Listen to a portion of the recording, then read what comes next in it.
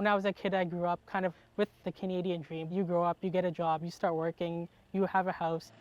My name is Wasawasib. I'm 28 years old. I work in the creative industry as a filmmaker and an editor. We're near a lake, so it's going to rain more than anything. I live in Hamilton, Ontario with my parents and then my brother and my sister-in-law, actually. So it's, it's 5 adults in a house. I don't hate it so much. We have a fairly large house. I don't feel like I'm cutting to other people's paths all the time. But for me, I feel like my family already has a lot going on. And I just, for certain things, I missed out on opportunity for personal growth sort of in my younger 20s. And I feel like there's things I just need to learn and I need to kind of experience for myself and just have really my own space and my own independence. Or rather for you, not too spicy? It's really worrisome to think about people who are maybe less fortunate or have fewer resources. And so if it's hard for us, it's that much more hard for people who have less. My name's Julia Steele. I'm 32 years old. I'm a social worker. I got married last year. We're feeling the pinch of the rising costs mostly through our groceries. We're finding that our costs seem to just keep going up, and sometimes you go to the grocery store and you have a little bit of sticker shock looking at the items that are there and how much they cost now versus what they might have cost a year ago or even 6 months ago or even 3 months ago. Canada's a great place to live. A lot of people want to be here. A lot of people want to start lives here, start families here. I'm Arden Matthews. I've been in Canada for more than 3 years now. I emigrated to be here with my then partner, now fiancée, Linnea. At the very beginning of the pandemic, my partner and I got engaged. In fact, it was the day immediately prior to the lockdown starting in Vancouver. I went to work on the same day that I got engaged to my partner, and on the next Monday, my office was closed indefinitely.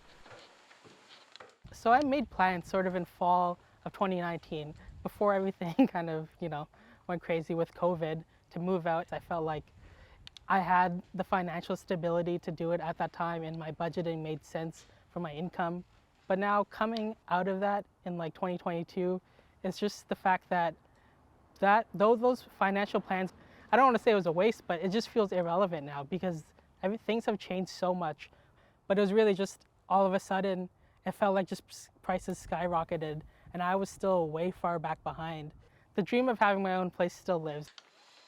In order to make this dream work, I really had to start saving up money, working harder, taking more contracts, trying to do second and third jobs, because honestly, I don't feel like I can catch up in a race with inflation.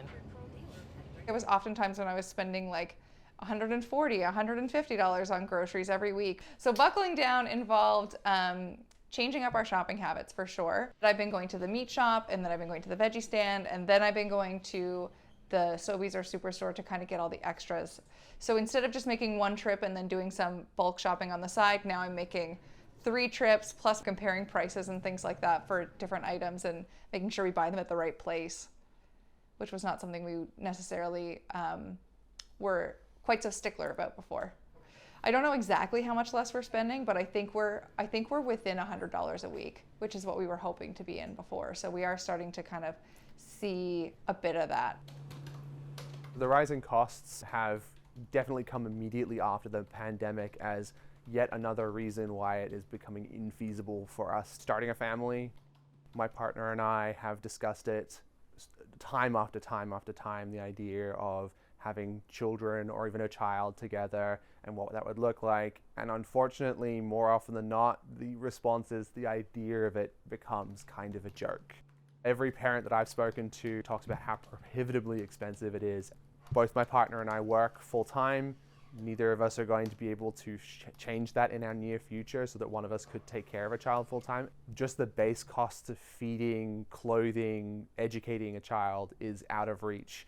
And I can't imagine bringing a child into the world that I couldn't afford to help thrive.